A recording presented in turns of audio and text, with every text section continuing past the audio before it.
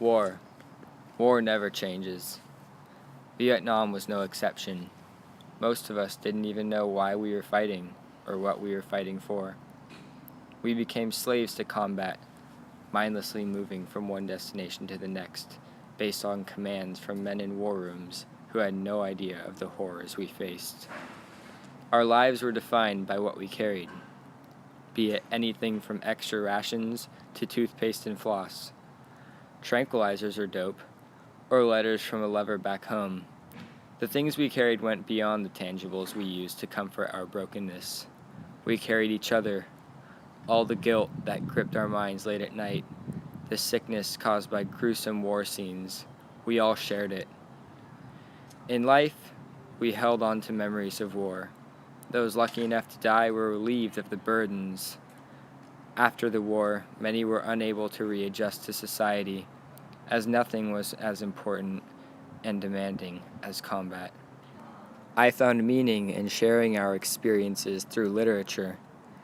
These are my stories of the things they carried. So, back in my last squad, there was this guy, right? His name was Mark Fosse. He brought his lady over. His lady? His lady. All the way from Cleveland.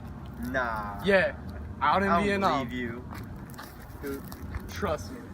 She came over, they lived together, it was crazy. I experienced it all, man. Man, you're full of it. Nah, I'm telling you, her name was Mary Ann. Oh, Fosse, darling.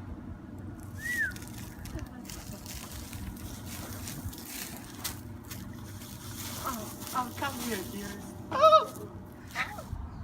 Hey, Fosse, did you hear about that guy Steven who got shot? That was crazy. I don't know Yeah, what we're gonna do whole about family. it. Yeah. So, what's war like?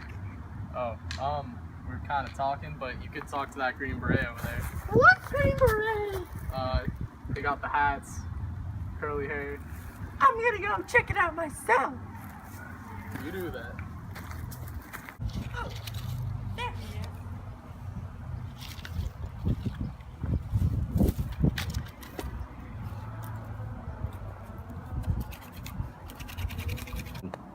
Man, those Green Berets are just the coolest. They really know what they're doing. Howdy, Mr. Green Beret. How does it feel to take a life?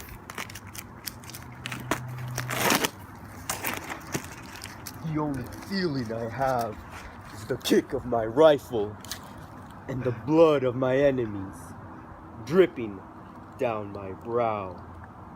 Mary Ann became increasingly interested in the violent side of war. Ambush time!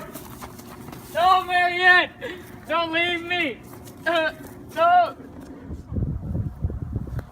Soon, she was even joining the Green Berets on missions. As Mary Ann grew distant, Fosse grew depressed. Hey, Fosse. What's up, man? You're looking really down. I lost Mary Ann to the war. For real? Yeah. I'm sorry, man. That's horrible.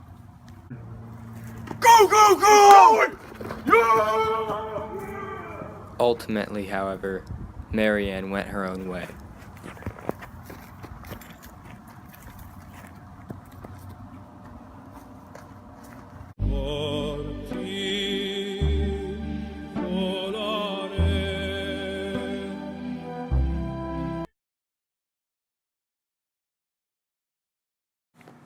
Dear Jimmy, I hope you're doing well. We all miss you here, and hope the war isn't treating you as badly as it has of others. It's funny, the volleyball team is winning so much now, I sometimes forget about the war. Obviously you don't, and I'm sorry. I do hope it ends though, so life can go back to the way it was. Do you remember that time we walked on the beach till sunset, with our toes in the sandy, shallow water? I love moments like those. It's not the same anymore though. I hope you write back to me soon. It's like I'm talking to a wall with all these letters. But they keep telling me you're writing them, so I'll keep writing. Love, Martha.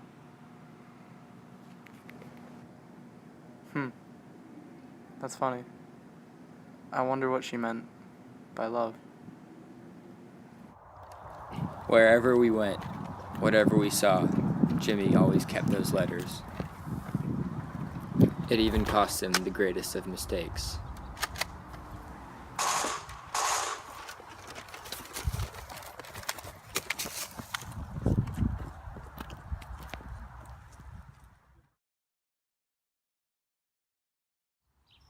Tim, go check the mail. I'm an adult, Dad. You don't need to yell at me. Not under my roof.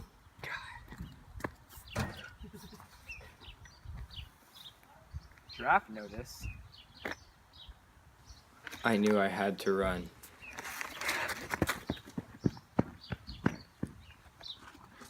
My stress and fear took me all the way to the Canadian border, where I met an old man named Elroy. Hi. Can I stay here for a couple days? However long you need, son. Thank you.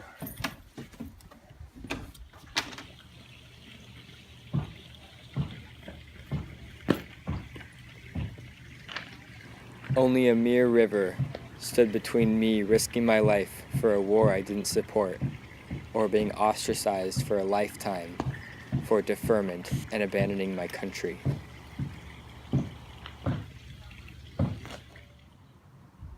Elroy, all of this has been great. Thank you for letting me stay, but I know what I have to do. All right, son.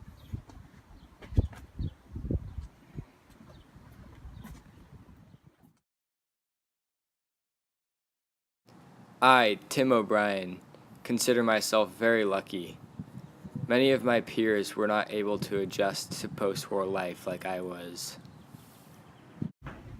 Many of them, like Lieutenant Cross, experienced feelings of isolation and exhibited antisocial behaviors. I'm so sorry. Different soldiers handle things different ways, and there were also those, like Norman Boker, who simply couldn't adjust to post-war life.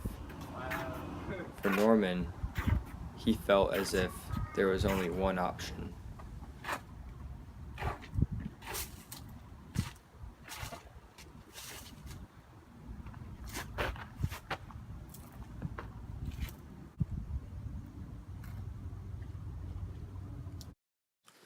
As I write myself into these stories, I'm young and happy. I'll never die.